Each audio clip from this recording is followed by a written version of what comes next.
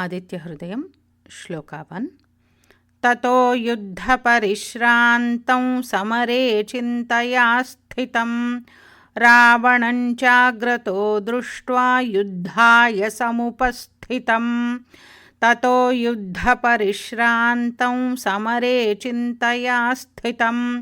रावणं चाग्रतो दृष्ट्वा युद्धाय समुपस्थितं ततो युद्धपरिश्रान्तं